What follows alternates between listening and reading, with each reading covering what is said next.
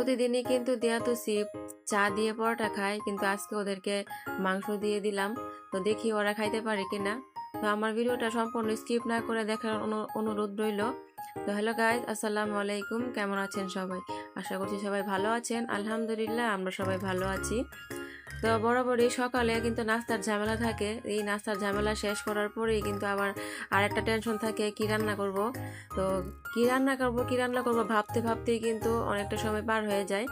আর কার পছন্দ কিরকম, মানে এগুলা ভাবতে ভাবতেই কিন্তু অনেকটা সময় পার হয়ে যায়। তো আমার শাশুড়ি আর আমি মিলেই কিন্তু প্ল্যান করি, রান্না বান্নাটা করি। তো দুজনে মিলে মানে গুছায় কাজ করলে কিন্তু অনেকটা সহজ হয়ে যায়। তো উনি পারমিশন দিলে আমি নিই আর কি সবজি। তো উনি যা যা বলে ওইভাবে রান্না করার চেষ্টা করি। তো এখানে এগুলা নিয়ে নিলাম রান্না করার জন্য আর কি।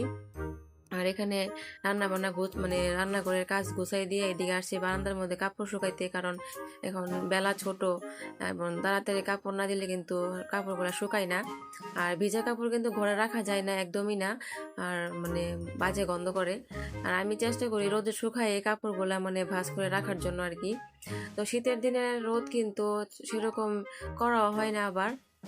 তাই রান্না বান্নাটা একটু গুছাই দিয়ে এদিকে এসে বসছি আর কি, যে কাপড় লাড়তে। আর সাথে কিন্তু আমার ছেলে কিন্তু অবশ্যই আছে, কারণ উনি যেদিন বাসায় থাকে আমার পিছনে ঘোরাঘুরি করে। তো উনি কিন্তু আবার আমাকে অনেক কাজে হেল্প করে। আমার ছেলে মাসাল্লাহ আমার ঘরটা গোছাই দেয়, বিছানা গোছাই দেয়। তারপর সারা যতক্ষণ আমি রান্নাঘরে থাকি ততক্ষণ রান্নাঘরে আমার পিছনে থাকে, জিজ্ঞেস করে টুকটাক আমার হেল্প করে আর কি। তো আমি হাতে টুকটাক কাজ শেষ করে দিয়াকে নিয়ে এখন কোচিংয়ে চলে গেছিলাম।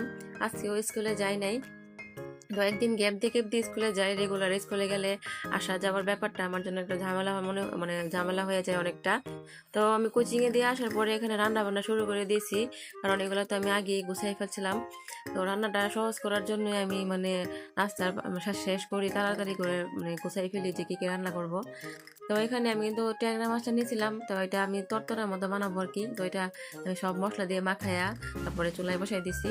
আর এদিকে হচ্ছে সিম, আলু আর বেগুন নিয়েছিলাম, এগুলো অল্প অল্পই ছিল। তাই এগুলো একসাথে দিয়ে রান্না করে ফেলবো মাছ দিয়ে আজকে।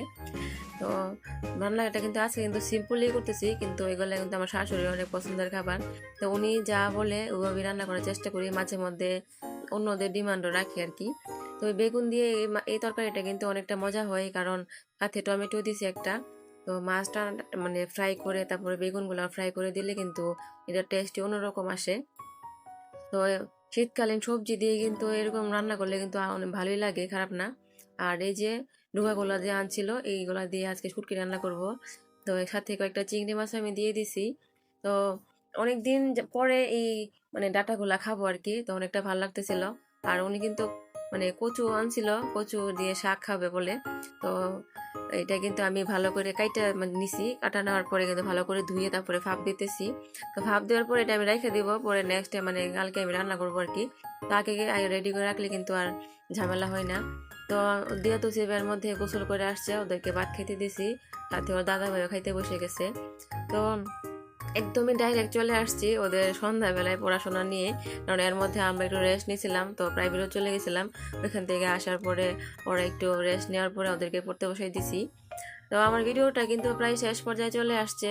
আর আজকের ভিডিওটা এই পর্যন্তই। সবাই ভালো থাকবেন, সুস্থ থাকবেন, আর আমাদের জন্য অবশ্যই দোয়া করবেন। আল্লাহ হাফিজ।